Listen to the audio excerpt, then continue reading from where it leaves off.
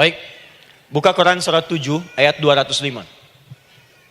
Quran surat 7 ayat 205. Doa itu disebut zikir di ayat itu. Jadi kalau ibu sedang berdoa, itu sedang berzikir. Wadhkur rabbaka fi nafsika tadarruan wa khifatan wa dunal jahri minal qaul. Ada ayatnya? Oke. Pakai Rabb lagi kan? Wadhkur rabbaka. Kalau engkau punya masalah, kata Allah, sekecil apapun.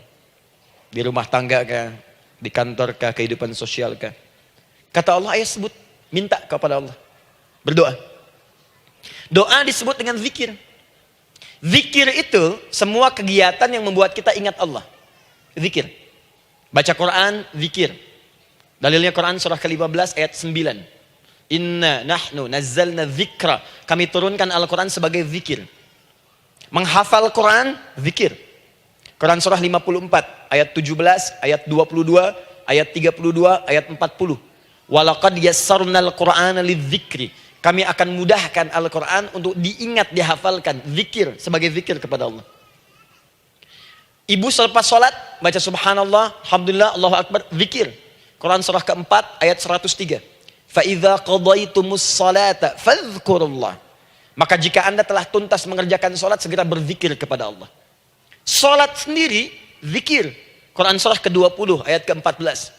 Innani anallahu la ilaha illa ana fa'budni wa aqimis salata li dzikri. Saya Allah, kata Allah. Tidak ada Tuhan selain saya. Sembah saya. Bagaimana menyembah Allah? Tunaikan sholat sebagai zikir kepada Allah. Zikir. Di zikir, semua amalan yang mendekatkan kita dengan Allah. Doa, itu satu dari bagian zikir. Tapi tahukah ibu fungsi zikir yang paling utama itu apa? Quran surah 13 ayat ke-28. Ala bizikrillahi tatma'innul qulub. Yakinkan pada dirimu, kalau zikirmu benar kepada Allah, maka dia akan berdampak kepada hati menjadi lebih tenang. Zikir itu, manfaat pertamanya, membuat hati tenang, Bu. Tadi saya contohkan. Baca Al-Quran, zikir kan? Jadi kalau ibu sedang tidak tenang, sedang gelisah, ada masalah, daripada mengeluh sana sini, wudu, Bu, wudu. Ambil mushaf. Baca. Saat baca itu mungkin solusi belum datang, tapi hati itu lebih tenang. Kaitan dengan bahasan kita, doa, minta. Doa. Jadi kalau orang punya masalah itu kalau berdoa, walaupun solusinya belum datang, walaupun kemudian jawabannya belum tiba, minimal hati ibu itu tenang. Ini dia. Kan surah 13 ayat 28. Rumus ini pakai. Gunakan dalam hidup. Karena yang tahu kehidupan kita itu Allah yang menciptakan kita. Yang tahu pesawat, yang bikin pesawat. Yang tahu handphone, yang bikin handphone. Yang tahu mikrofon, yang bikin mic-nya. Yang tahu kita, yang menciptakan kita. Ikutilah petunjuk Allah yang menciptakan kita, maka akan langsung terasa manfaatnya. Ibu tidak percaya, silahkan lakukan. Rasakan bedanya, bedakan rasanya, dan pasti akan terasa bedanya. Akan lain. Tuh. Doa. Tapi ingat yang paling penting kata Allah, doa itu bukan sekedar penting permohonannya, tapi menunjukkan status kita sebagai hamba di hadapan Allah Subhanahu wa taala. Jadi kalau ada orang selama hidup tidak pernah berdoa, artinya dia mengingkari statusnya sebagai hamba di hadapan Allah Subhanahu wa taala. Mau menyejajarkan diri dengan Tuhan. Kan yang tidak pernah meminta itu Tuhan. Allah yang memberikan. Kalau manusia beda pasti minta. Artinya kalau ada manusia nggak pernah minta, seakan-akan bahasa halusnya, kamu ini ngaku jadi Tuhan. Saya tempatkan kau di neraka jahanam yang paling bawah. Jahanam itu, Bu, belum masuk saja sudah terasa. Terasa. Buka ibu Quran surah misalnya ke-40 Ghafir tuh. Ya, ayat 45 sampai dengan 47-nya. Sebelumnya lagi lihat Quran surah ke-8 ayat ke-50. Itu penghuni neraka, Bu, yang bukan jahanam saja. Penghuni neraka itu kalau mau meninggal itu dipukulin dulu malaikat. Depan belakangnya. Ayo, kamu keluar. Lama amat keluarnya rohnya katanya. Takut karena nggak punya bekal. Kan maaf ya, kaidah mengatakan orang nggak punya bekal itu takut pulang, apalagi orang merasa salah. Anak ibu berbuat kesalahan, mau pulang takut kan? Takut. Jadi kalau ada anak takut pulang, salah dia. Salah. Kemana anak nggak pulang-pulang? Pasti ada yang salah karena nggak berani pulang. Jangankan salah, nggak punya bekal saja, malu pulang. Lihat ibu waktu Ramadan usai, mau mudik, Idul Fitri. Kan pada mudik kan?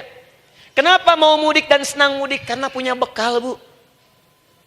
Dikumpul-kumpulkan tuh selama 11 bulan. Untuk 1 bulan saja. Itu pun paling berapa hari.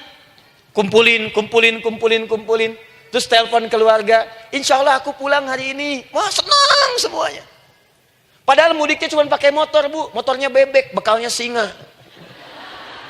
Serius saya, motor bebek bekal singa. Ada kardus belakangnya. Tulisin, terus tambah pelepah pisang buat begini. Belakangnya ditulisin, aku pulang sayang. Jalan, mudik. Terus yang di rumah kan senang nerimanya. Kenapa? Karena ada yang pulang dan bawa bekal.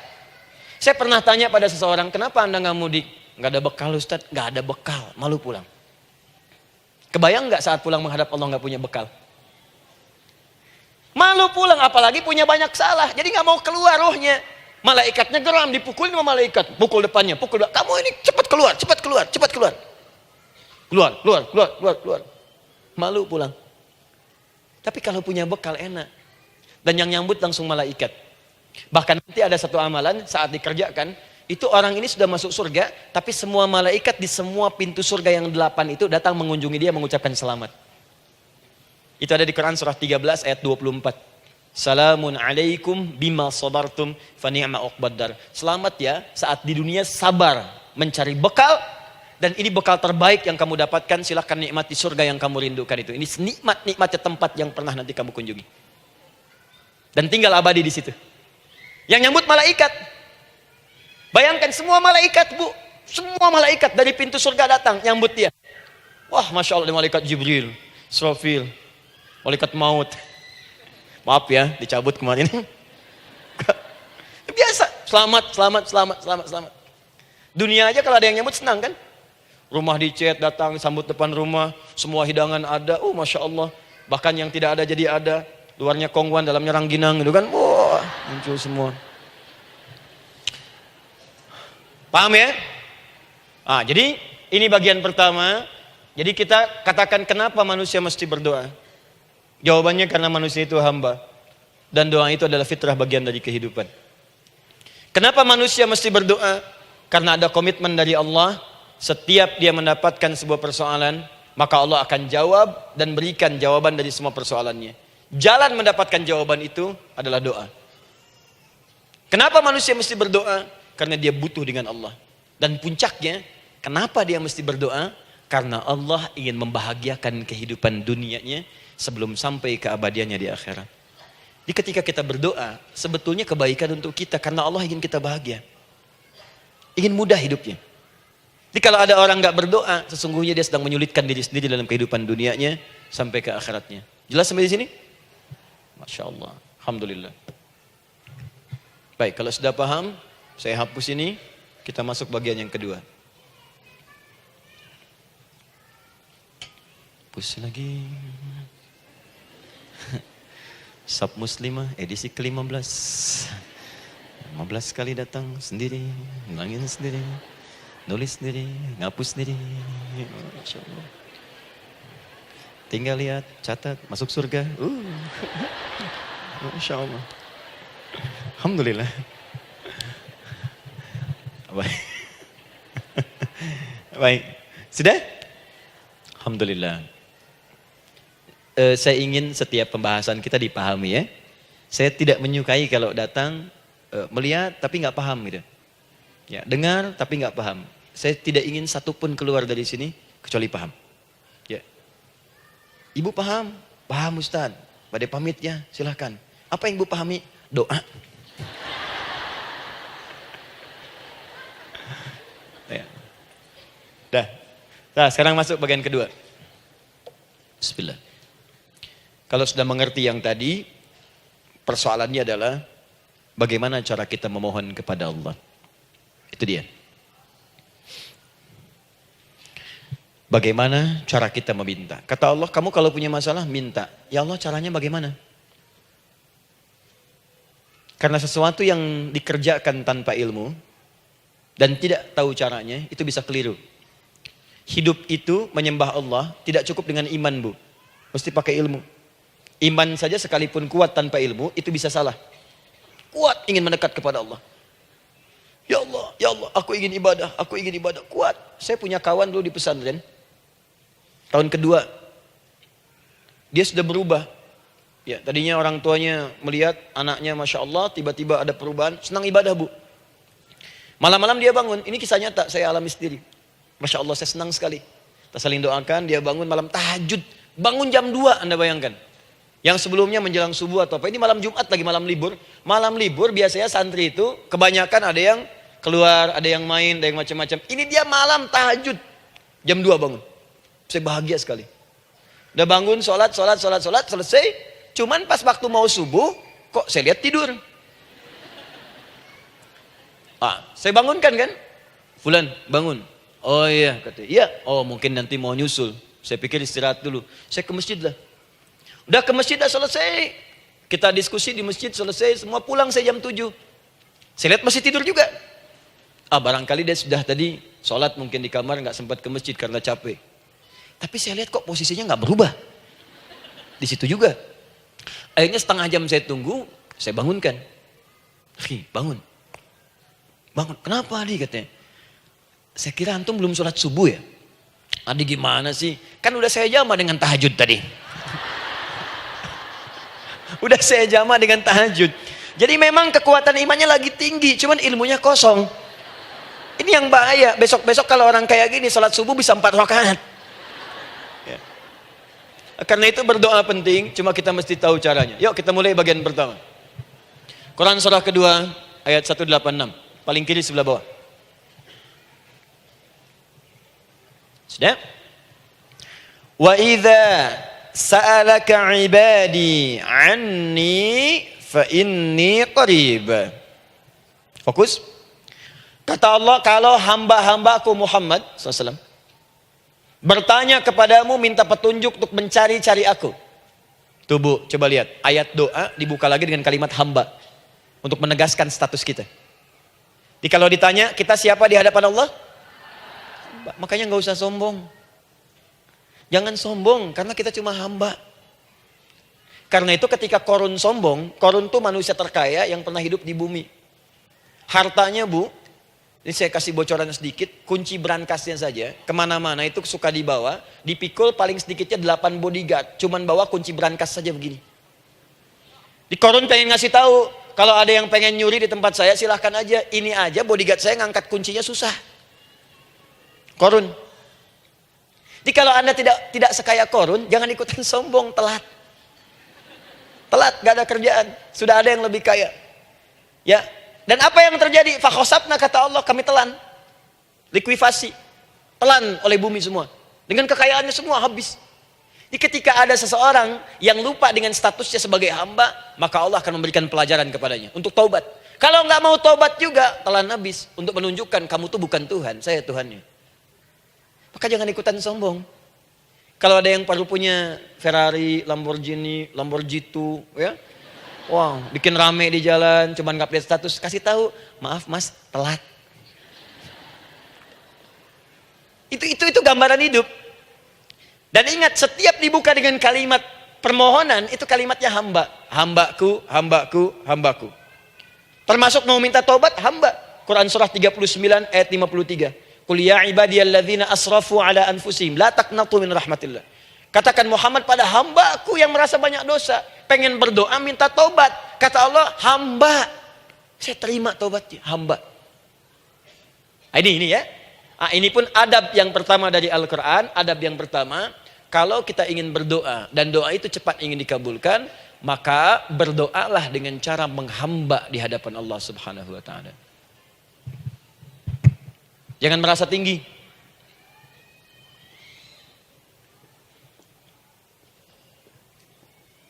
Saya turunkan caranya. Bagaimana cara menghamba itu dengan cara yang baik? Fokus.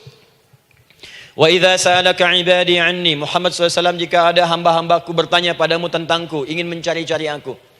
Masya Allah, Ibu maaf ya, biasanya kan kalau orang mencari Allah, ingin mendekat kepada Allah, Entah itu datang ke masjid, bangun malam, biasanya motifnya cuma dua. Satu, ada kebutuhan, pengen berdoa. Terus dekat sama Allah. Besok mau arisan, malamnya tahajud. Anak mau ujian, baru puasa, kan? Suami ada proyek, nah, baru baca Quran, kan? Terus itu biasa itu. Biasa, jadi fitrah, Bu.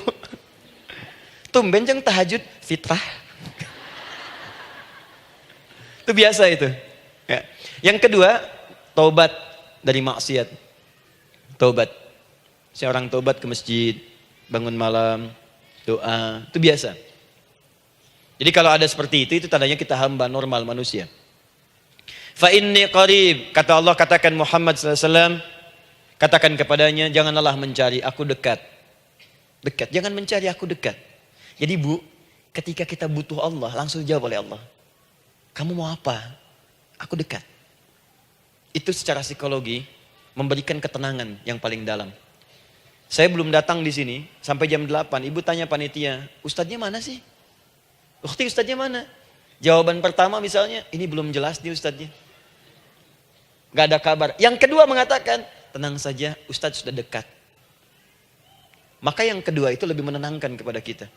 Ketika ibu mencari, ya Allah, saya sedang ada masalah, langsung dijawab oleh Allah. Tenang, aku dekat denganmu. Mau minta apa? Itu Bu, jadi kalau ibu sedang punya persoalan, psikologi Al-Quran mengatakan, langsung merasakan Allah tuh bersama kita, dekat, menunggu kita mau minta apa. Ibu punya masalah dengan suami, ingin mengadu. Lu kata Allah, saya dekat, kamu kenapa? Ada masalah apa? Ayo minta, ayo cerita. Mohon. Ibu punya masalah dengan anak. Ibu punya masalah dengan tetangga, di pekerjaan, kehidupan sosial. Kata Allah, saya dekat. Nah, perasaan itu hadirkan dalam jiwa kita. Ini sekarang jarang didapatkan. Jadi kalau ada masalah itu, hal pertama yang dilakukan itu belum ingat Allah itu masalahnya. Di kebanyakan manusia itu kalau punya masalah, selalu ingin yang pertama itu solusinya. Bukan Allahnya. Kan pemilik solusinya Allah. Jadi kalau kita ingat pada yang memiliki, maka apapun yang kita minta akan diberikan. Bahkan ada orang yang saking ingatnya dengan Allah, sebelum minta sudah dikabulkan. Itu yang dahsyat. Nah, sekarang setelah kita paham tentang kedekatan ini, kemudian kita praktekkan. Jadi Bu, ya maaf ya, ketika ibu punya masalah apapun, yang pertama diingat Allah. Allah, Engkau telah berjanji, Engkau pasti akan tepati. Ya Allah, sekarang aku ada persoalan. Nah, sekarang teruskan ayatnya. Ujibu da'watad da'i idza da'an. Ujiba.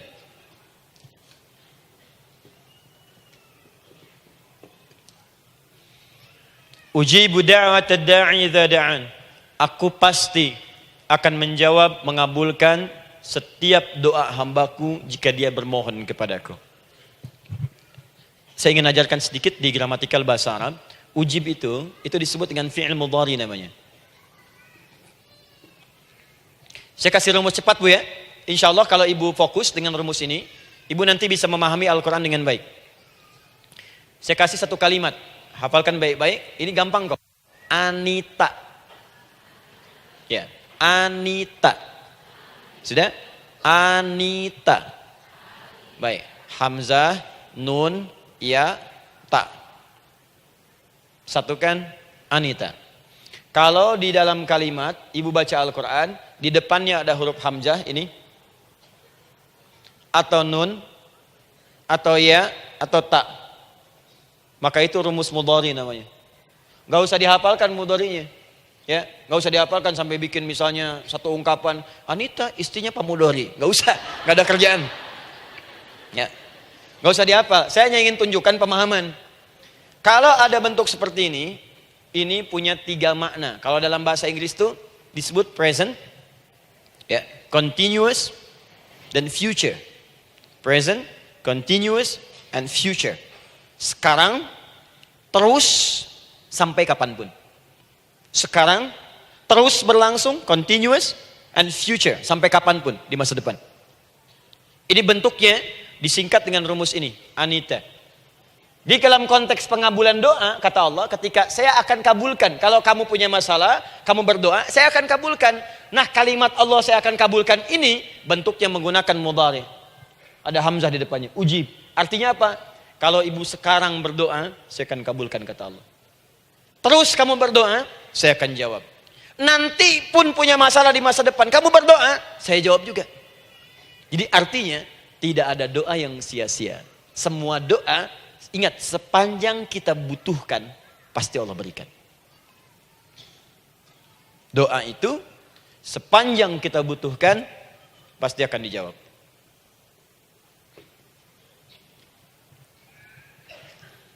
Nanti kapan dijawabnya, seperti apa jawabannya, nanti bagian ketiga. Kadang-kadang minta sekarang, dijawabnya nanti. Minta sekarang, dijawab sekarang. Ada yang mintanya A, dijawabnya B, itu yang paling dahsyat. Ya. Jadi kalau saya tanya, kalau kita berdoa, dijawab tidak oleh Allah?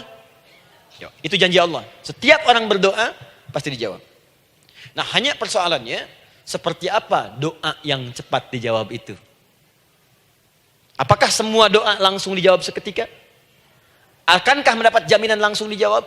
Ternyata kalimat dijawab ini diikat dengan syarat ketentuan berlaku. Apa di antara syarat dan ketentuannya ini? Teruskan ayatnya. Falyastajibuli. Syarat pertama. Kalau doamu ingin cepat aku jawab, falyastajibuli. Maka engkau pun harus cepat merespon setiap seruanku. Jawab seruanku dengan cepat. Doa ingin dijawab oleh Allah, maka kata Allah, kamu pun harus menjawab setiap seruanku. Jawab seruan Allah.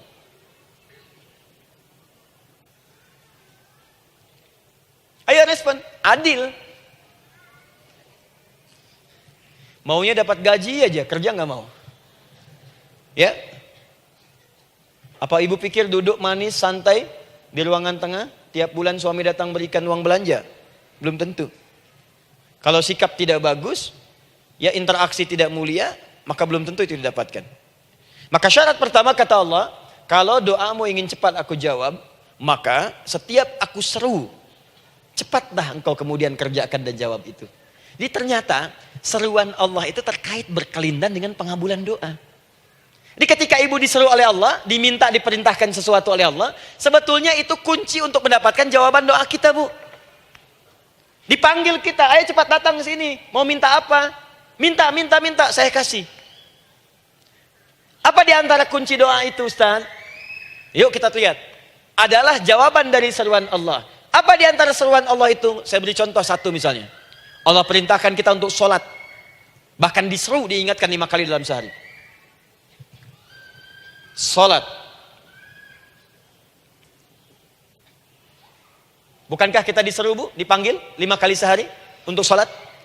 Allahu Akbar, Allahu Akbar. Ya? Diingatkan kan? Ayo ingat Allah, ingat Allah, ingat Allah, ingat Allah. Allah Maha Agung, Maha Besar semuanya, dan seterusnya. Perhatikan baik-baik. Apa tujuan Allah menyeru kita dalam salat? Ternyata bukan ingin memberikan beban ruku dan sujud. Bukan sujudnya yang penting.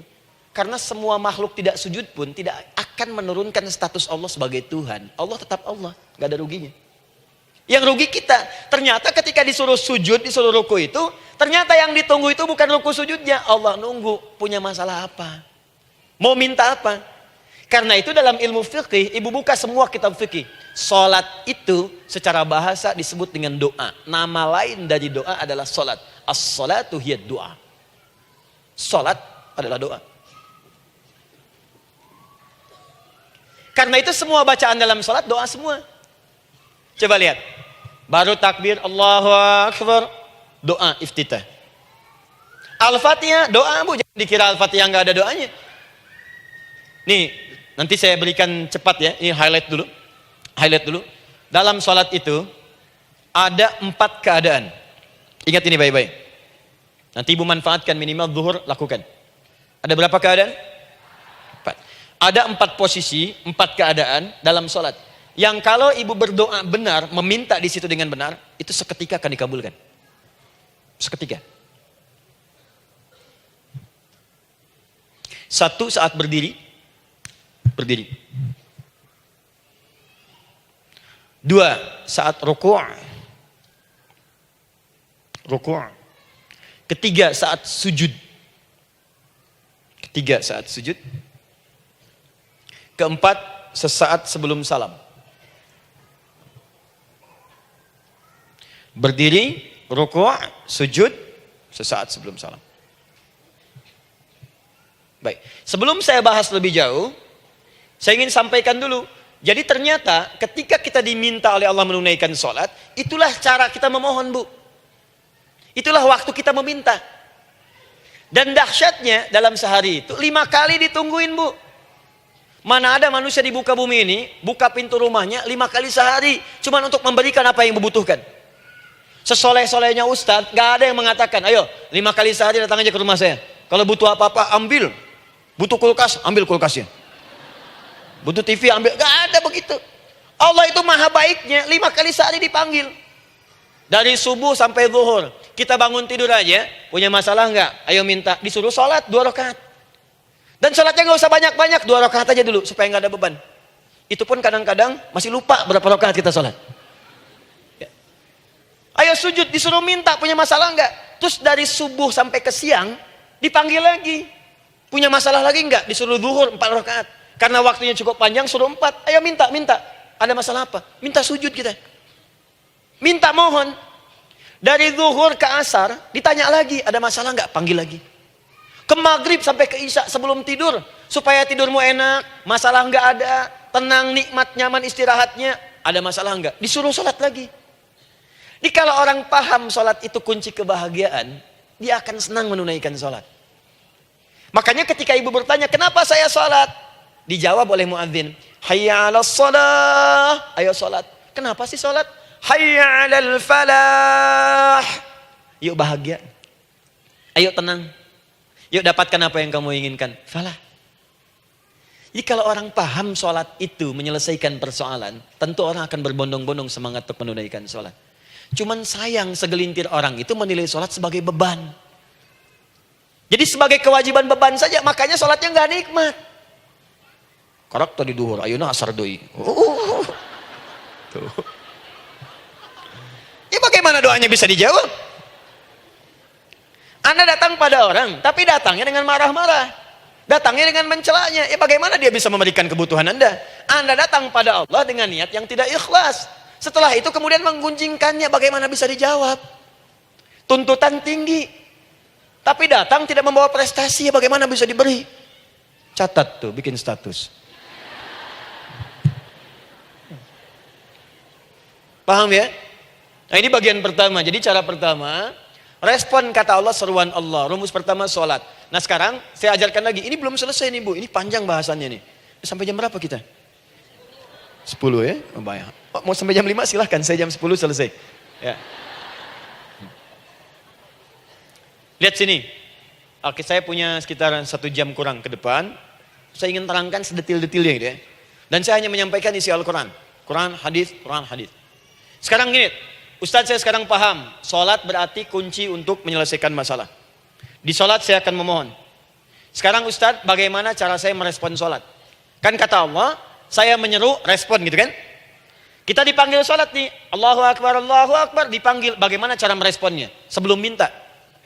Awas, ibu ingin datang mengajukan proposal.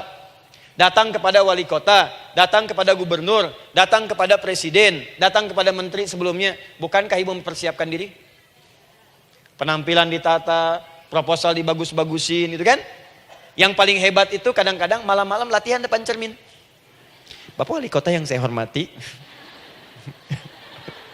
Lihat semuanya tuh.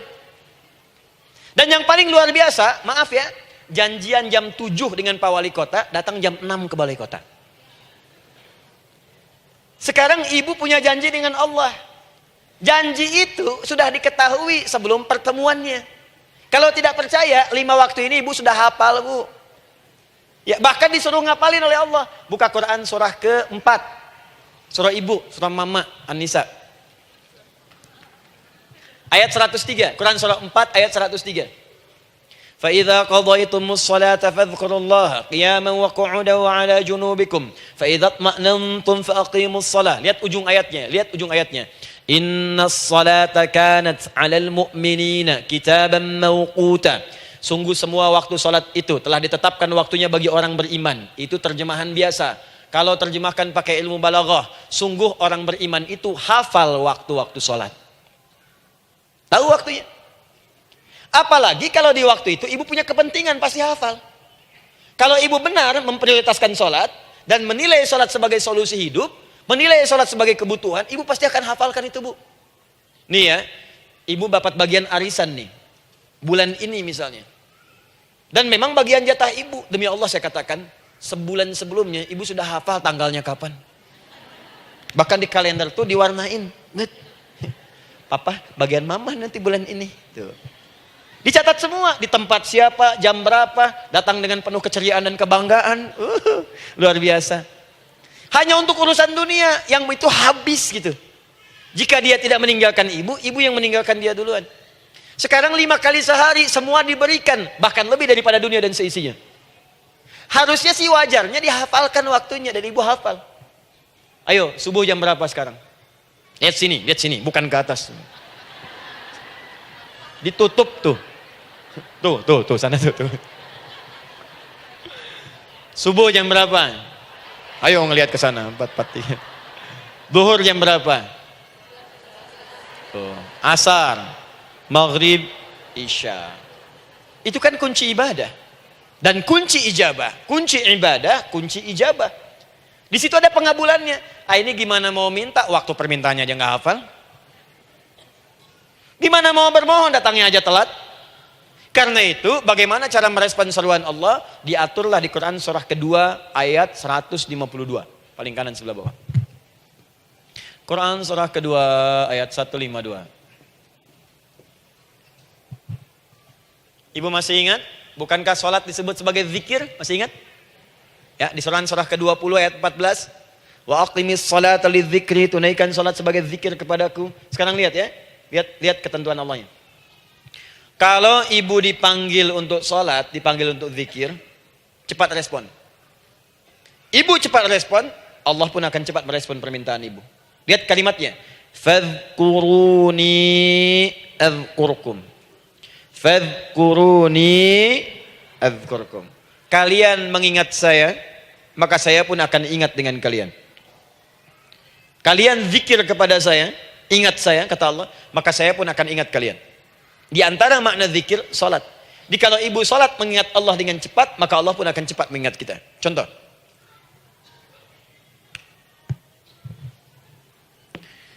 Saya ambil waktu subuh misalnya. Di Bandung 4:33. 4:43. Oh, lihat kesan lagi terjadi perbedaan pendapat, ya. Ada yang 4:33, ada yang 4:34, ada yang 4:35 dan seterusnya. Yang ambil tengah-tengah lah, 4:35 misalnya. Kalau 4:35. Lihat sini, fokus. Allahu Akbar, Allahu Akbar. 4:35. Dipanggil salat, diseru. Kan tadi rumusnya di Quran surah 2 ayat 186. Faliyastajibuli. Kalau diseru cepat jawab, gitu kan? Nah, terus diseru 4:35 adzan. Allahu Akbar, Allahu Akbar. Begitu diseru, ibu langsung datang. Ya Allah, sudah adzan, seruan nih, saya siap-siap. Saya ingin minta sesuatu.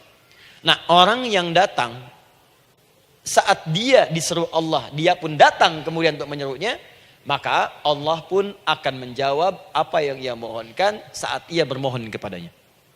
Perhatikan, dipanggil oleh Allah lewat suara muadzin, Allahu Akbar, dia merespon cepat, siap sholat.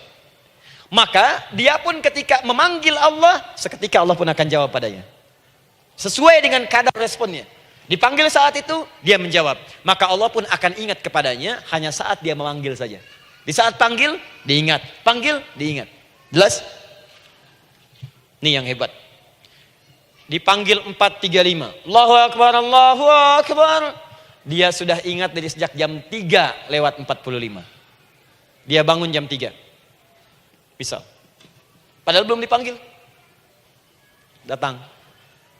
Bahkan Masya Allah, melakukan warming up dulu. Tahajud. Istighfar. Baca Al-Quran sebelum dipanggil. Masya Allah Bu. Ibu mau datang misalnya ke istana. Janjian jam 7, datang jam 6. Di situ ibu kerjakan yang baik-baik dulu. Wah, lihat. Terus kelihatan CCTV kan. Wah, ini orang bagus banget nih. Mulia, bagus. Sampah diambilin, disapu. Kelihatan. Itu ibu belum datang pun udah dipanggil duluan.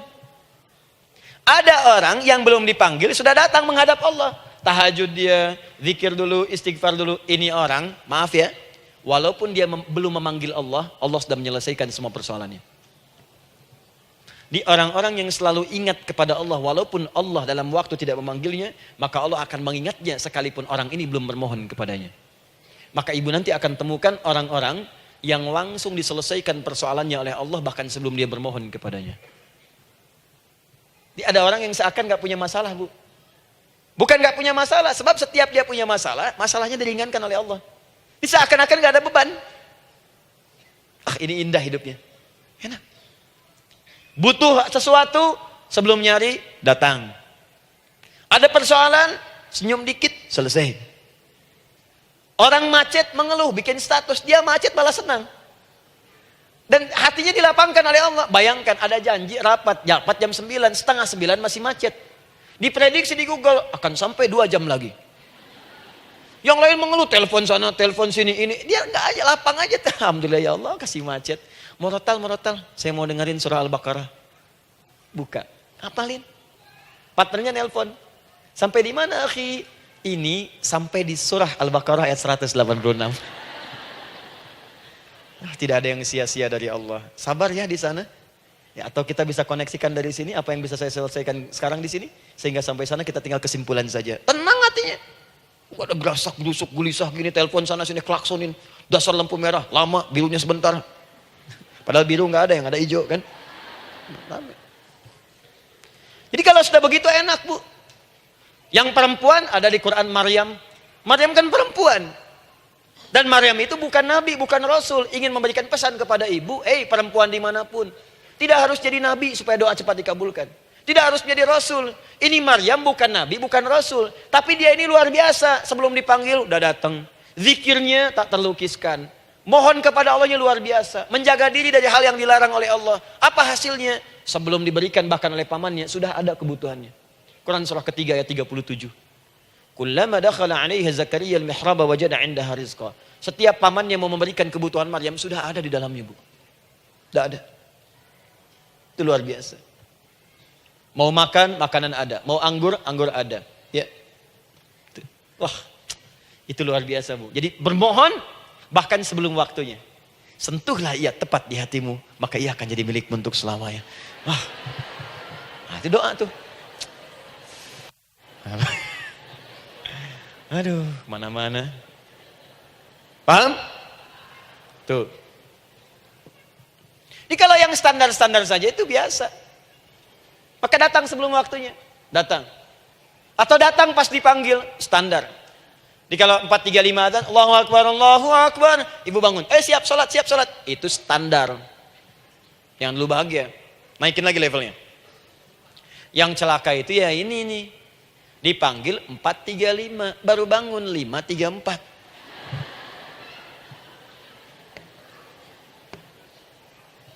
Sholat subuh belum, nuntutnya udah banyak. Ya Allah, kurang apa lagi aku bermohon kepadamu. Sudah aku meminta sekarang, sholat subuh aja belum. Jadi mana keadilannya? Jadi yang pertama, respon seruan Allah, disitulah Allah pun akan cepat merespon apa yang kita kemudian butuhkan. Jadi yang pertama lewat sholat ya Bu ya. Ingat sholat. Dan sholat itu tadi dari 4 posisi saya ajarkan yang pertama saja satu. Supaya nggak terlampau panjang ya. Berdiri Bu. Saya ajarkan satu. Setiap ibu dalam keadaan berdiri dan membaca Al-Fatihah. Pada kalimat iyyaka na'budu wa iyyaka nasta'in. Ingat, pada kalimat iyyaka na'budu wa iyyaka nasta'in, maka sertakanlah di hati kita apa persoalan yang dirasakan untuk bermohon kepada Allah. Saya ajarkan cepat. Kalau ibu mau belajar lebih detail, ikuti kajian kami di fikih salat. Sifat salat Nabi sallallahu alaihi wasallam. Nanti saya terangkan semua dalilnya. Insyaallah sepanjang yang saya ketahui. Baik. Dasarnya ini, Quran surah ketiga ayat 38 sampai 39. Dan dikuatkan nanti di hadis qudsi. Ibu kenal Nabi Zakaria? Ya kenal ya. Ya selamat lah Bu. Alhamdulillah. Episode ke-15 kenal Nabi Zakaria. Luar biasa. Alhamdulillah. Nabi Zakaria punya persoalan, sudah berumah tangga, belum ada keturunan. fisiknya sudah letih, rambutnya sudah memutih, dan mohon maaf istrinya divonis menopause dan mandul. Secara medis klinis. Apa yang beliau kerjakan? Sholat. Dalam sholatnya bermohon kepada Allah. Perhatikan permohonannya. Qala rabbi habli min ladunka dzurriyyatan thayyibah. Ya hunalika da'a Zakaria rabbah. Qala rabbi habli min ladunka dzurriyyatan thayyibah. Innaka sami'ud du'a. Ya Allah, aku bermohon kepadamu, anugerahkan aku keturunan. Semua mengatakan aku gak mungkin punya keturunan. Hanya engkau yang tidak punya batas dalam pemberian. Engkau pasti mendengar doa saya. Kalau pada yang maha mendengar tidak mengabulkan juga, lantas kepada siapa lagi aku mesti memohon? Doa ini dipanjatkan oleh beliau dalam keadaan sholat. Sedang berdiri dalam sholatnya. Jadi ibu maaf ya, tolong jangan salah berpikir. Semua nabi dan rasul, orang soleh sebelumnya itu sholat. Cuma kita lebih sempurna gerakan dan jumlahnya. Sempurna. Orang dulu sholat. Nabi Musa sholat. Quran surah 20 ayat 14. Nabi Isa sholat. Quran surah 19 ayat 31 sampai 33. Nabi Ismail sholat. Quran surah 19 ayat ke-55. Semua sholat. Sholat. Nabi Zakaria saat punya masalah, sholat. Dalam berdirinya minta dalam sholatnya. Dari mana Ustadz taunya beliau minta dalam berdiri dalam sholat? Ayat 39-nya baca. Quran surah ketiga ayat 39. Fanadatul malaika, maka doanya itu dijawab oleh Allah. Datang malaikat menyampaikan jawaban. Wa huwa qaimun yusalli fil mihrab. Sedangkan beliau masih berdiri dalam sholat di mihrab. Masih berdiri dalam sholat. Sholat. Di dalam sholat itu minta. Makanya semua bacaan sholat itu permintaan isinya. Dan dikabulkan oleh Allah. Anallaha yubashshiruka bi Yahya. Allah kasih kabar gembira, engkau akan punya anak, langsung namanya dari Allah Yahya. Artinya hidup yang mustahil menurut manusia. Lahir dari rahim seorang perempuan yang divonis menopause dan mandul menurut medis. Kata Allah tidak ada yang mustahil bagiku. Lahir dan hidup dia, Yahya. Kapan terjadinya? Sedang sholat. Kapan saat sholatnya? Berdiri. Nah yang paling menarik bu, umatnya Nabi Muhammad SAW ditunggu oleh Allah 5 kali dalam sehari. Dan dimintakan sebelum sholat untuk menyiapkan permohonannya. Maka turunlah Quran surah kedua ayat ke-45. Ibu lihat ayatnya. Wasta'inu bis-sabri was-salah. Bahkan ditegaskan lagi. Di Quran surah kedua ayat 153. Paling kanan sebelah bawah. Ya ayyuhalladzina amanu ista'inu bis-sabri was-salah. Yang pertama gak pakai panggilan iman. Wasta'inu. Kata Allah, hey, kalau kamu punya masalah, jangan mengeluh, jangan berkeluh kesah, jangan terlampau banyak gelisah, cepat siapkan dirimu untuk menunaikan sholat. Siapkan permohonanmu, minta kepada aku lewat sholat. Kalau belum yakin, disebutkan imannya. Ya ayyuhalladzina amanu. Hei orang-orang yang masih merasa punya iman. Katanya punya iman. Jadi kalau ibu gak mau minta lewat sholat, dipertanyakan imannya. Kamu punya iman gak? Kata Allah. Yakin gak dengan saya? Kalau punya masalah jangan mengeluh. Datang pada saya minta. Lewat sholat, saya panggil sholat minta. Kalau masih merasa punya iman. Tuh, iman kita tuh dipertaruhkan di situ. Nah sekarang, saya berikan rumus bahasanya. Allah memanggil kita dengan bentuk jama, perintah jama. Wasta'inu, wasta'inu. Itu bentuk perintah. Wasta'inu, bentuk perintah.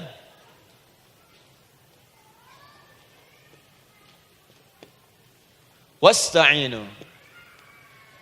Dan jika kalian, perhatikan cara menerjemahkannya, dan jika kalian punya persoalan dalam hidup, punya kebutuhan, maka bergegaslah siapkan dirimu untuk minta kepadaku solusi. Wasta'inu, dan mintalah oleh kalian pertolongan, solusi.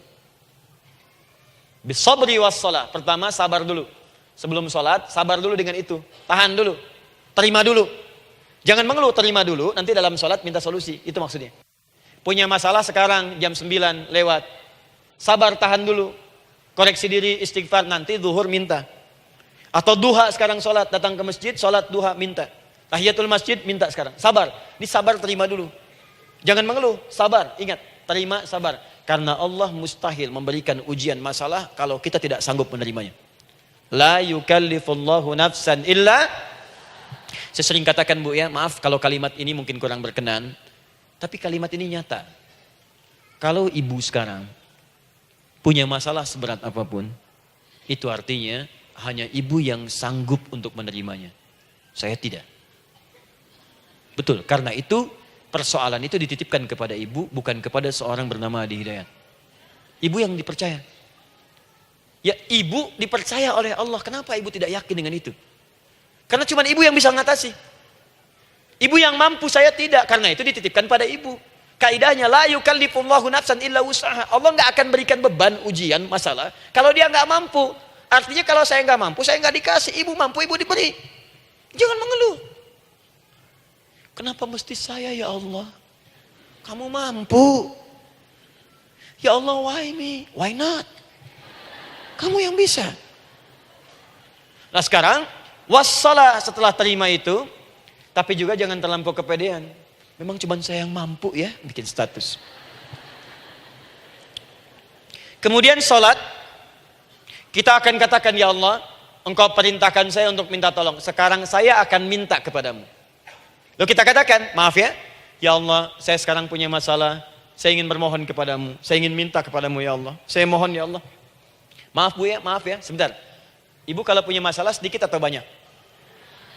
Banyak. Yang punya masalah ibu saja atau anak juga punya masalah? Kadang-kadang, bukankah anak yang punya masalah ibu yang minta?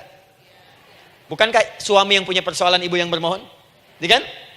Karena itu, kalau kita ingin memohon kepada Allah dengan persoalan yang kompleks mewakili yang banyak, maka pertama kalimatnya diawali dengan huruf na. Berarti kami, kita, semua. Jelas ya? Nah, ibu ingin robah kalimatnya minta tolong. Kata Allah, minta kepadaku pertolongan. Wasta'inu. Ibu ingin robah menjadi bentuk permintaan. Rubah kalimatnya menjadi nasta'in. Nasta'in. Nasta'in.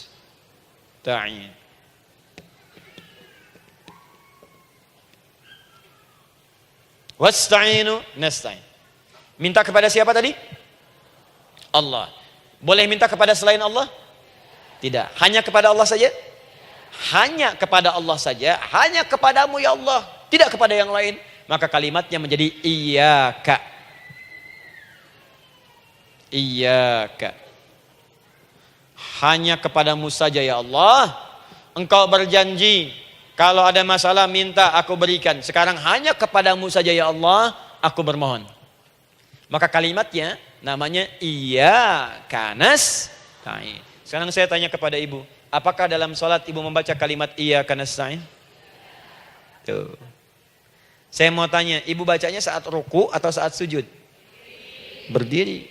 Gak ada orang ruku baca kalimat ini. Allahu Akbar, iyyaka na'budu wa iyyaka nasta'in. Berdiri. Iyyaka na'budu wa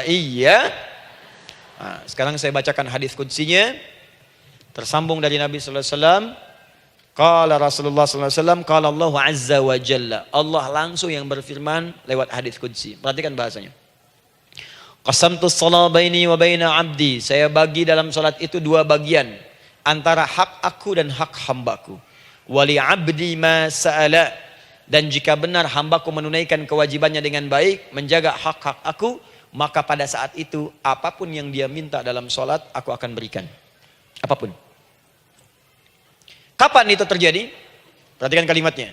Idza qala al-'abdu, kalau hamba mulai membaca dalam sholatnya, Alhamdulillahi Rabbil Alamin. Alhamdulillahi Rabbil Alamin. Qala Allah Azza wa Jalla, seketika Allah menjawab, Hamadani abdi, hambaku sedang memujiku. Ibu ingat baik-baik Bu ya, ingat baik-baik. Setiap ibu baca Al-Fatihah dalam sholat itu Allah memperhatikan dan menjawab bacaan ibu. Tadi masih ingat ketika saya katakan wa idza sa'alaka ibadi anni fa inni qarib, Allah itu dekat. Ya. Wa idza qala al-'abdu ar-rahmanir rahim, kalau hamba melanjutkan ar-rahmanir rahim, qala Allah azza wa jalla, Allah langsung menjawab athna alayya 'abdi, hambaku sedang menyanjungku. Wa idza qala al-'abdu maliki yaumiddin, ketika hamba berkata maliki yaumiddin, qala Allah azza wa jalla, Allah menjawab majjadani 'abdi, hambaku sedang mengagungkanku. Sekarang perhatikan kalimat ini. Wa idza qala al-'abdu, jika seorang hamba berkata iyyaka na'budu wa iyyaka nasta'in, ya Allah, sekarang hamba salat ibadah atas perintahmu. Dan hamba minta ya Allah, hamba punya masalah, hamba punya persoalan dan kau janjikan minta dalam sholat. Qala Allah azza wa jalla, Allah jawab, hadza baini wa baina abdi, inilah perjanjian aku dengan hambaku. Wali abdi, Kalau hambaku benar salatnya sampai bacaan ini, masalah apapun yang dia minta sekarang aku akan kabulkan. Dalam berdiri. Cuman sayang, kadang-kadang dalam keadaan ini banyak yang tidak minta. Maka caranya saya sampaikan yang pertama, kalau ibu sudah sampai ke bacaan ini, iyyaka na'budu wa iyyaka nasta'in, sertakanlah dalam hati ibu. Gak usah dilafadzkan. Sertakan ibu punya masalah apa. Atau secara umum minta solusi. Minta. Nabi itu kalau sholat, Nabi SAW kalau sholat, itu kalau baca ayat-ayat Quran, itu seringkali berhenti bu. Sering berhenti. Kalau dalam ayat doa, beliau berhenti, mohonkan dengan baik. Kalau ayat-ayat surga, minta supaya umatnya ke surga. Ayat-ayat neraka, mohon supaya umatnya dibebaskan dari neraka. Minta. Kesaksiannya banyak. Hudzaifah al-Yamani pernah sholat di belakang Nabi, begitu. Abdullah bin Mas'ud radhiyallahu ta'ala anhu sholat di belakang Nabi, begitu. Ubay bin Ka'ab radhiyallahu ta'ala anhu sholat di belakang Nabi, begitu. Di kesaksian mereka sama semua. Makanya seringkali itu nggak sadar, enak sholat dengan Nabi itu. Nyaman. Kalau baca ayat surga seakan-akan pengen cepat ke surga. Kalau baca ayat doa berdoa, jadi nggak sadar. Rakaat pertama 100 ayat aja Al-Baqarah. Ya, kadang-kadang lewat ke Ali Imran.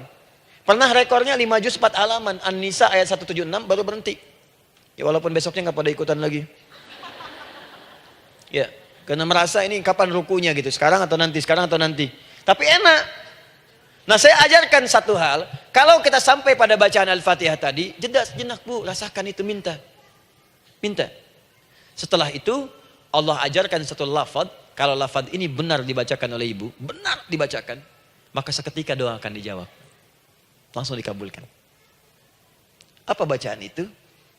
Nanti dalam pelajaran selanjutnya kita akan bahas ya, insya Allah. Masih ada waktu? Oh ya, kalau masih kita bahas ya. Masih.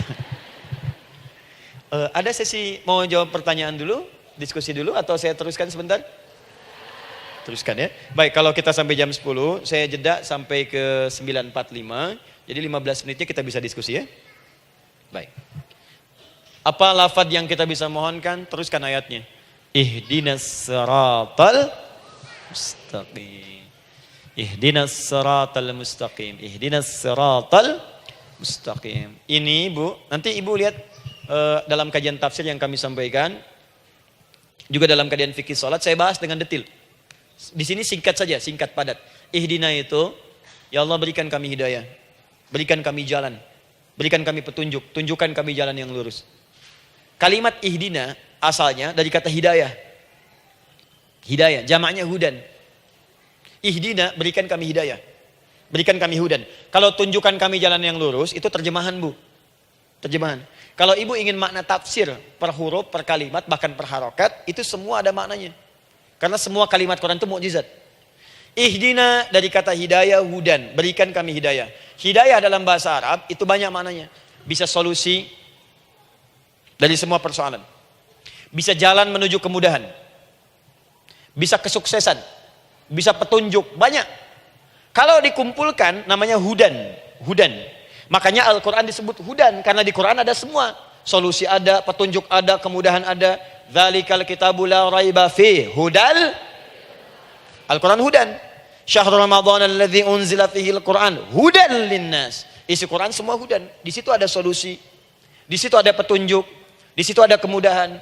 Kalau kita ingin minta semua itu, kalimatnya dikatakan fi'il amr lit talab, permohonan dalam bentuk kalimat permintaan. Ihdina, berikan kepada kami hudan.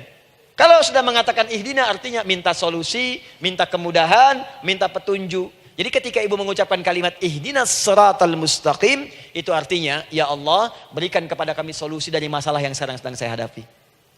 Berikan petunjuk dari persoalan yang sedang saya jalani. Berikan kemudahan ya Allah dari kesulitan yang tengah saya hadapi. As-siratal mustaqim, yang lurus, yang gampang. Karena jalan yang gampang itu lurus, gak berkelok Bu. Langsung ke tujuan. Saya mau ke sini jalannya belok-belok, gak langsung kan gak enak. Ibu mau ke satu undangan, jalannya belok sini, belok sini, belok sini, belok sini. Kelokan 9, kelokan 7, kelokan 8. Ya. Kan rasanya berliku. Ibu ingin mendapatkan solusi, tapi dilempar-lempar. Ke sini dulu, berkelok. Sini dulu, sini dulu, sini dulu. Kenapa gak ibu lurus dapatkan langsung? Dalam bahasa Arab, apalagi kalimat yang fasih, mendapatkan sesuatu dengan gampang, dengan mudah. As-siratal mustaqim, lurus ke tujuan, cepat, mudah. Apalagi ke surga nanti. Tunjukkan kami jalan yang lurus, yang benar. Hak dari Allah dan mudah didapatkan. Itu maksudnya. Ini bukan sekedar tunjukkan jalan yang lurus, solusi yang mudah, yang gampang, yang cepat. Paham di sini ya?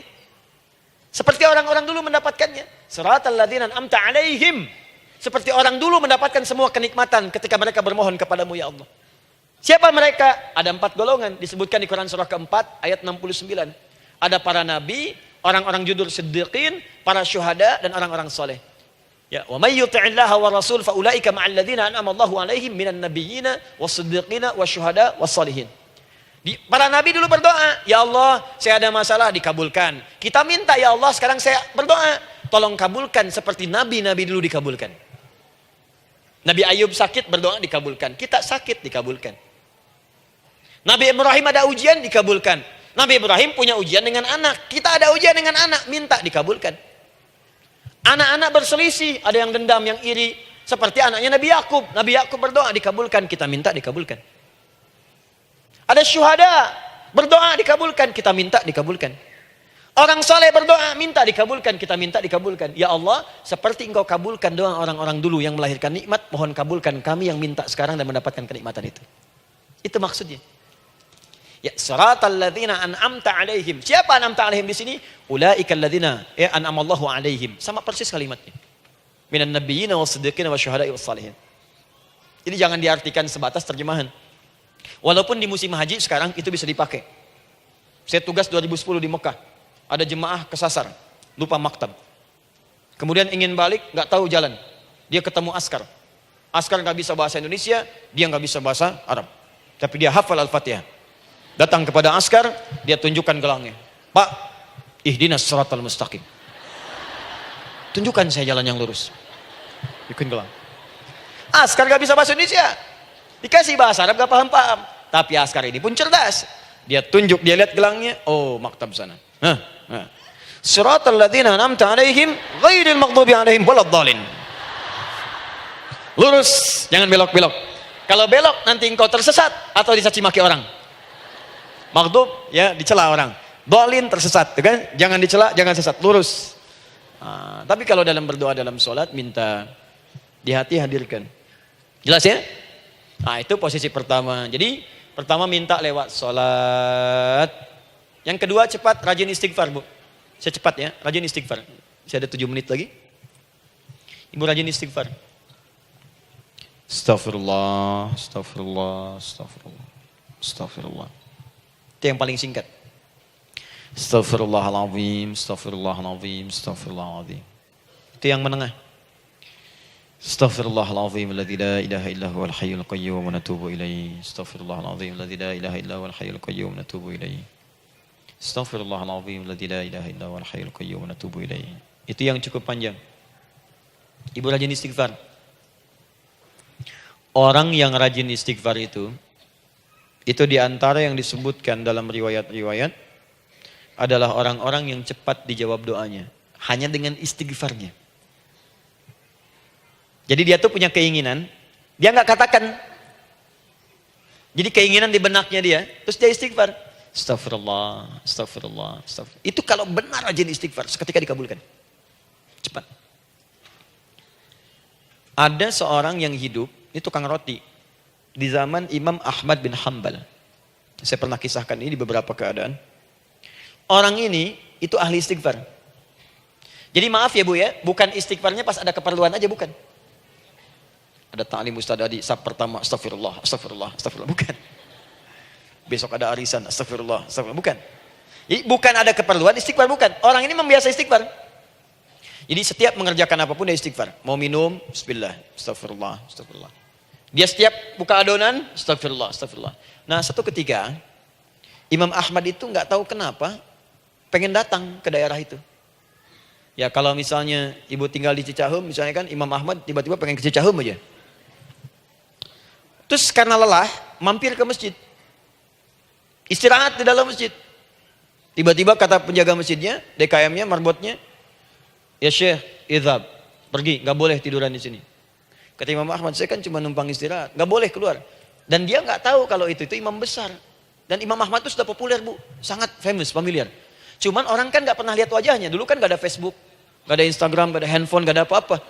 Jadi kalau orang terima Ahmad, ya Ahmad aja kemana-mana. Oh, no, Imam Ahmad, Imam Ahmad, Imam besar, Imam Syafi'i, Imam besar. Tapi gak pernah lihat. Sekarang kan udah kelihatan. Ya, udah kelihatan. Sekarang banyak. Makanya orang dulu tuh senang begitu tahu, dikasih tahu, Nabi aja ke Madinah, Bu. Gak ada yang tahu kalau itu Nabi Muhammad kalau belum pernah lihat. Karena beliau di bawah, Abu Bakar di atas. Abu Bakar kan naik kan, untanya Nabi. Nabi Muhammad pas di bawah gantian tuh di jalan. Orang mengira yang di atas unta Nabi Muhammad. Padahal Nabi Muhammad yang jalan kaki, gak kelihatan. Makanya responnya bola ketika tahu Nabi, senang luar biasa. Minta doa, minta ini, minta itu. Orang sekarang tidak. Karena sering banyak lihat di TV, media sosial, begitu ketemu, minta foto. Ini lain kisahnya, nggak tahu dia, pergi keluar. Kata Imam Ahmad, ya sudah, keluar beliau, nggak mau ribut. Istirahat di luar, di pelataran. Di sini juga nggak boleh. Lihat kalimatnya, barwah, keluar, pergi. Barwah itu kasar, Bu. Begitu kemudian di debat lagi, saya cuma di luar. Rawah itu dari kata roh, Bu. Itu paling kasar. Artinya keluar dengan roh-rohnya sekalian. Rohnya pun jangan di sini. Ya. Jadi kalau ibu nanti di Masjidil Haram misalnya kan, ada kalimat itu artinya kesel, Bu, askarnya. Ya. Keluar. Misalnya, idza bi anti. Enggak mau, saya mau di sini. Ya. Barwa, pergi. Sampai ke rawah dengan roh-rohnya. Itu artinya ibu disuruh pergi. Ya, bukan jangan mengelak lagi. Rawah. Saya bukan rawah, saya rohayati. Suruh pergi. Pergi. Imam Ahmad pergi tuh akhirnya. Pergi, di jalan kelihatan lah tukang roti tadi. Begitu kelihatan capek lah dipanggil, Syekh, kayaknya lelah istirahat di sini. Dan tukang roti pun nggak tahu kali itu Imam Ahmad. Begitu istirahat, duduk, kelihatan lah Imam Ahmad setiap buka adonan, astagfirullah. Bikin lagi, astagfirullah. Imam Ahmad tahu faidah itu. Tapi ingin menguji si tukang roti ini, ditanya. Ya akhi, kamu ini kenapa setiap Anda menanam adonan itu, tepung itu, Anda mengucapkan istighfar, astagfirullah. Perhatikan jawabannya. Wallahi demi Allah, tidak pernah saya beristighfar dalam setiap aktivitas saya, kecuali Allah selalu mengabulkan doa yang saya mohonkan. Di setiap minta, astagfirullah, itu dikabulkan. Cuman satu yang sampai sekarang belum terkabul. Apa itu kata Imam Ahmad? Saya ini selalu bermohon kepada Allah, ya Allah, mohon sebelum saya wafat atau setelah ia wafat, pertemukan saya ya Allah dengan Imam Ahmad bin Hambal. Sebelum saya yang wafat atau wafat Imam Ahmad. Kata Imam Ahmad, astagfirullah. Allahu Akbar. Itu mungkin yang memperjalankan saya kemari.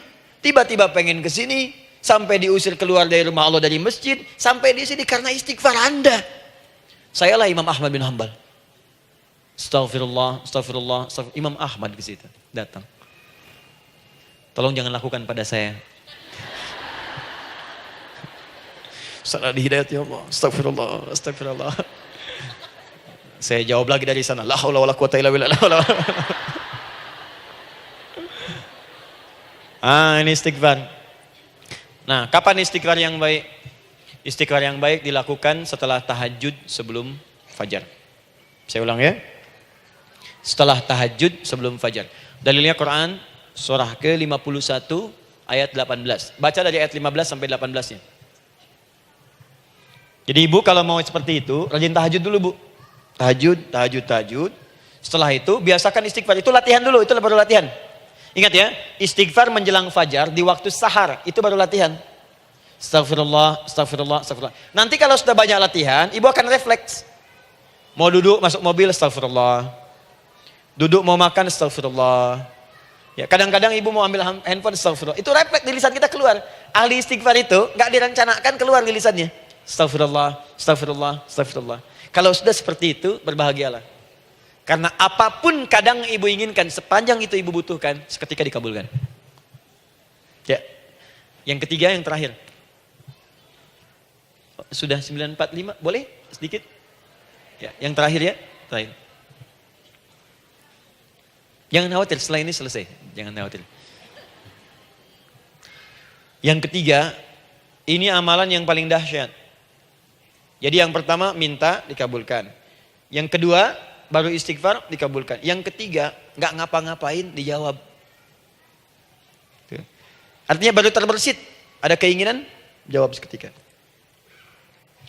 Amalan yang ketiga ini adalah amalan yang dikerjakan karena cinta kepada Allah Subhanahu wa taala. Mahabbatillah, kecintaan kepada Allah. Amalan yang dikerjakan karena cinta kepada Allah Subhanahu wa taala. Amalannya mencintai Allah. Beda, Bu. Salat dengan cinta dibandingkan dengan salat karena memenuhi kebutuhan atau kewajiban saja, itu akan lain. Ibu kalau benar-benar mencintai Allah, maka dalam salat pun persiapannya akan beda. Saya beri contoh gini ya. Dari pakaian akan lain kata Al-Quran. Quran surah 7 ayat 31. Ya bani Adam khudhu zinatakum 'inda kulli masjid. Hei anak cucu Adam, kalau ada panggilan dari masjid, kenakan pakaian terindahmu. Di orang-orang yang mencintai Allah saat akan sholat, dia akan perhatikan dari pakaiannya. Jauhkan dari yang haram. Terus cari yang paling baik yang dia kenakan. Gak akan sembarangan. Kalau ibu pakai mukena juga cari mukena yang paling indah. Bukan karena pengen dilihat orang. Karena ingin Allah menyaksikan sholat ibu dalam keadaan yang sempurna. Wudu itu hati-hati gitu. Quran surah ke-5 ayat ke-6. Ya ayyuhalladzina amanu idza qumtum ila shalah faghsilu wujuhakum wa aydiyakum ilal marafiq wamsahu bi ru'usikum wa arjulakum ilal ka'bain. Jika ada orang beriman mencintai Allah, mau salat dia mau wudu, wudunya enggak akan sembarangan, Bu. Cuman basuh. Ya, bagian kepala juga harusnya kepala, dia rambut, takut selesai. Sampai ke kaki cuma disodorkan di keran, beres. Itu sih anak kecil juga bisa. Orang ini lain. Dia akan pelan-pelan dilihat secara sempurna.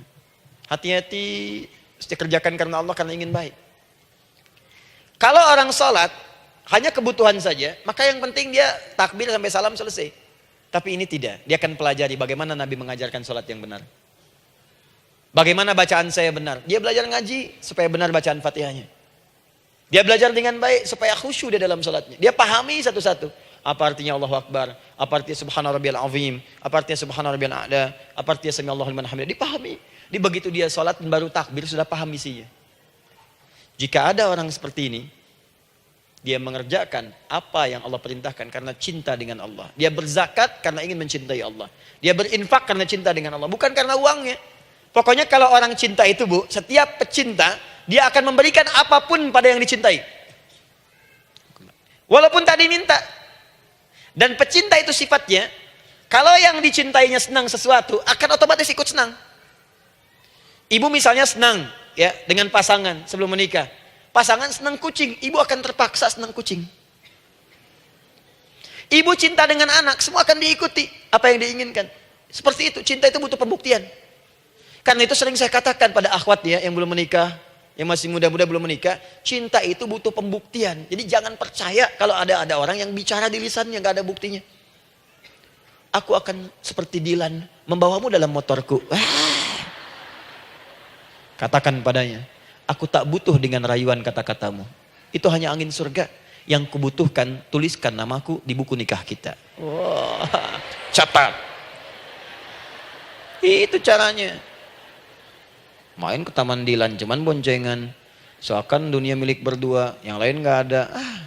Gombal. Udah ya? Jelas? Jadi, amalan yang ketiga ini kerjakan karena Allah. Saya mau contohkan satu. Ibu pernah dengar Imam Malik bin Anas? Pernah ya? Gurunya Al-Imam Asy-Syafi'i, Imam Malik bin Anas, lahir di kisaran tahun 94-95 Hijrah. Siap, Kang Dan. Wah, ini terakhir nih, saya tutup nih. Benar-benar terakhir, betul-betul. 10 menit lagi kalau ada nanti tanya jawab, sedikit. Imam Malik ini, Bu, itu Masya Allah. Saking cinta pada Allah dan Rasul, itu tidak pernah, jangankan sholat. Dalam beliau memberikan fatwa pun akan mencari pakaian yang paling bagus, paling indah. Dan beliau menjaga adab dalam menyampaikan kalimat Nabi pun itu luar biasa. Sampai satu kali pernah pakai jubah bagus, indah, ada lebah menyengat di kepalanya, sedang menyampaikan hadis, saking hormatnya terhadap hadis Nabi, lebah itu dibiarkan menyengatnya. Nggak mau memutus kalimat Nabi, hadis Nabi hanya untuk mengusir lebah, dibiarkan sampai tersengat. Apa yang Allah berikan kepada beliau? Allahu Akbar. Satu kali singkat berdiskusi dengan muridnya Al-Imam Asy-Syafi'i. Kata Al-Imam Asy-Syafi'i, ya guru, setahu saya rizki itu dicari dulu baru dikasih. Imam Malik lebih tinggi ilmunya pada saat itu. Beliau tahu ada 8 jenis rizki. Ya Syafi'i, ada rizki yang tidak perlu dicari, Allah berikan. Wah, berdebat tuh sampai berpisah. Setelah itu secara singkat Imam Asy-Syafi'i lewat di kebun anggur sedang panen anggur besar. Tiba-tiba tergerak untuk membantu, datang ke situ bantu. Begitu selesai dikasih hadiah anggur banyak, besar-besar, indah, enak, gitu kan. Ketika diberi itu langsung senang beliau. Bukan karena anggurnya, karena merasa pendapatnya benar. Jadi begitu bekerja baru dapat. Dibawalah anggur ini diberikan pada gurunya. Perhatikan adabnya terhadap guru. Jadi kalau ibu adabnya bagus pada guru, keberkahan dapat, ilmunya pun menghunjam di jiwa. Imam Syafi'i nggak merasa benar, tapi memberikan sebuah jawaban dengan adab. Guru, tadi itu ada panen anggur, saya mencoba membantu. Begitu saya bantu, dikasih anggur, dikencangkan kalimatnya. Begitu saya bantu, dikasih. Dibantu dulu, baru dikasih. Kalau saya nggak bantu, saya nggak dikasih. Apa jawab Imam Malik? Imam Malik tersenyum, tertawa. Tabassama dhahika. Masya Allah, Syafi'i, bahasa kita. Tadi itu saya keluar, mau ngajar, siang-siang terik begini, saya kepikiran, ya Allah, kalau makan anggur yang enak-enak, enak banget sekarang ini. Ada anggur sekarang. Tuh. Murid berikhtiar, guru mendapatkan hasil. Setelah itu Asy-Syafi'i naik, dan jadi bintang di zamannya, sampai kekinian pun luar biasa. Dan mendapatkan barakah gurunya, seperti gurunya dapatkan, muridnya pun meraihnya. Itulah 3 cara bagi kita untuk bermohon kepada Allah. Jika ingin dipercepat oleh Allah, bisa lewat salat, bisa lewat istighfar, bisa juga dengan menciptakan amalan-amalan, atau mengikuti amalan-amalan yang dicintakan atau ditujukan untuk mencintai Allah Subhanahu wa taala. Ibu bisa paham ini? Baik. Kemudian berdoa. Tapi yang jadi masalah, Ustadz ketika berdoa kok belum dikabulkan juga? Apa ciri doa dikabulkan? Seperti apa kita tahu doa kita dikabulkan? Itu mungkin kita bahas di episode yang berbeda insyaallah. Alhamdulillahi rabbil alamin. Ar-Rahmanir Rahim. Maliki yaumiddin. Iyyaka na'budu wa iyyaka nasta'in. Ihdinas siratal mustaqim. Siratal ladzina an'amta 'alaihim ghairil maghdubi 'alaihim waladdallin. Allahumma nahmaduka hamdan syakirin, hamdan na'imin, hamdan yuwafi ni'amahu wa yukafi'u mazidah. Ya Rabbana lakal hamdu wa lakal syukru kama yanbaghi li jalali wajhikal karim wa li 'azimi sultanik. Allahumma salli wa sallim barik ala rasulikal karim nabiyyikal amin sayyidina Muhammadin wa ala alihi wa sahbihi wa ummatihi ila yaumiddin. Allahumma rabbana ya al-ghafur rahim la tada' lana fi maqamina hadha fi kulli maqamin dhanban illa ghafartah. Duhai Allah, kami bermohon kepadamu, Engkau yang Maha Pengampun, Engkau yang Maha Penghapus segala dosa. Kami mengakui kami berbuat salah. Kami mengakui banyak dosa kami kumpulkan. Maka kami mohon kepadamu ya Allah, jangan biarkan ada satu orang pun berada di sekitaran majlis ta'lim ini, kecuali sebelum ia pulang Engkau telah ampuni segala dosa-dosanya. Engkau telah gugurkan dan hapuskan segala dosa-dosanya. Wala hamman illa farajtah. Ya Allah, jika ada satu orang pun di antara jamaah saat ini yang merasakan kegelisahan dalam hatinya, jangan biarkan dia meninggalkan area majlis ta'lim ini, kecuali Engkau telah tenangkan keadaan hatinya. Allahumma wala maridan illa syafaitah. Jika ada di antara kami yang tengah Engkau uji dengan penyakit seberat apapun, maka mohon angkat dan sembuhkan segala penyakitnya. Allahumma wala dainan illa qadaitah. Ya Allah, jika ada di antara kami yang berat hidupnya karena lilitan utang piutang, terjebak riba dan sejenisnya, maka mohon ya Allah dengan keikhlasan amalannya, mohon angkat dan berikan rizki limpah terlimpah kepada yang untuk melunasi utang-utang dan terbebas dari lilitan riba dan semacamnya. Allahumma ya arhamar rahimin.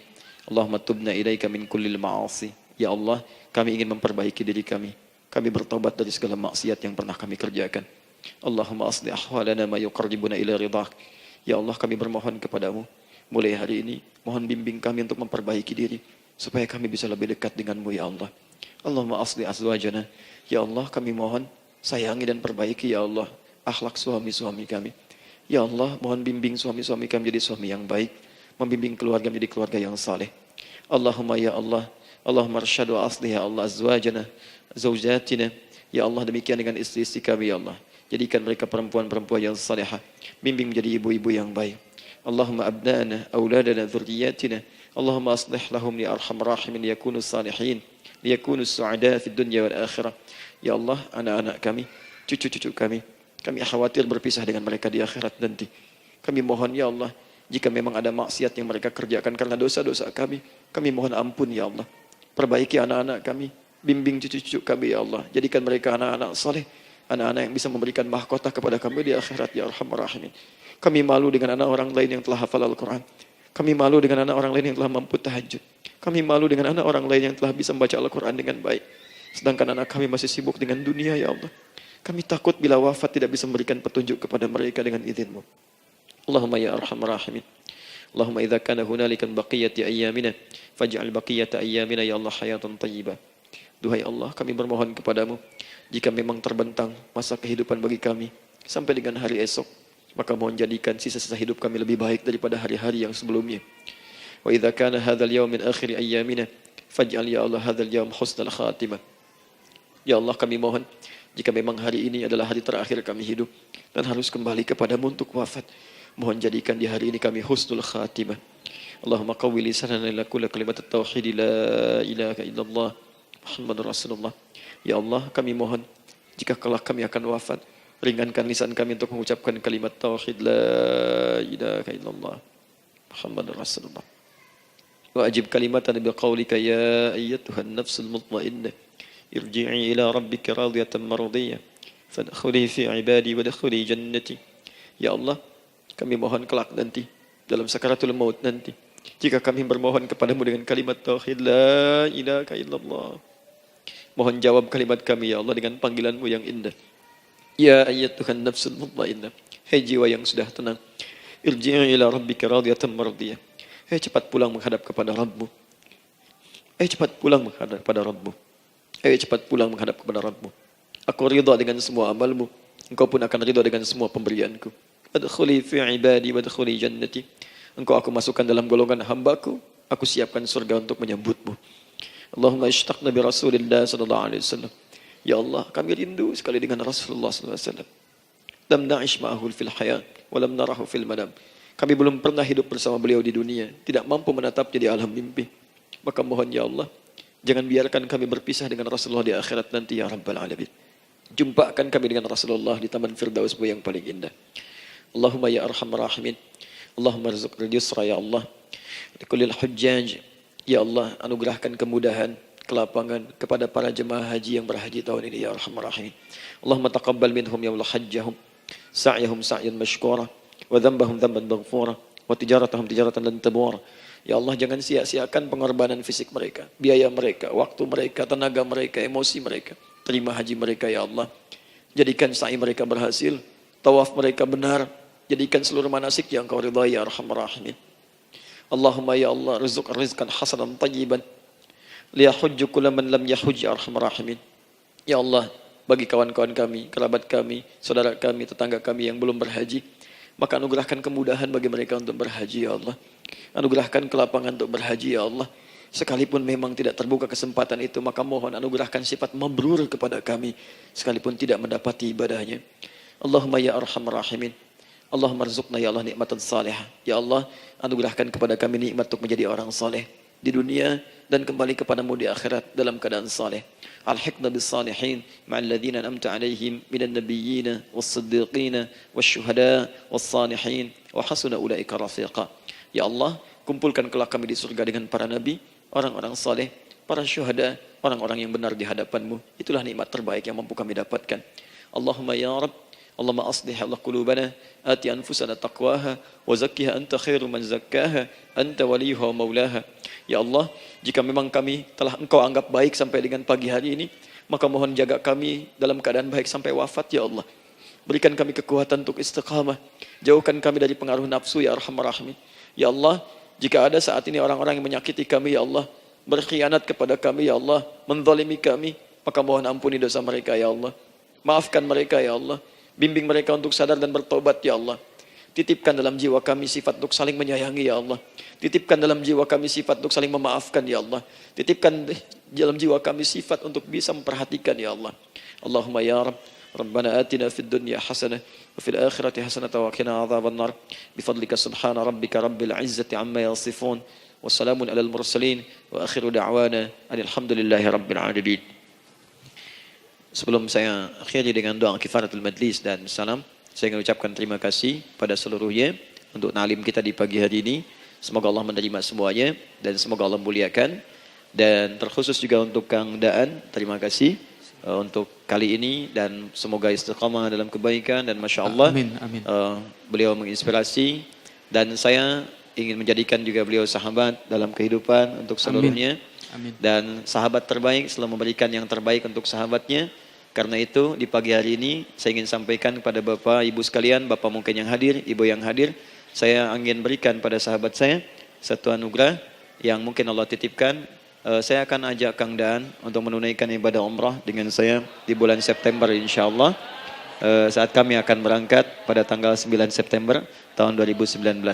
Saya kira itu dan semoga bermanfaat insya Allah. Baik. Semoga Allah muliakan untuk semuanya. Terima kasih.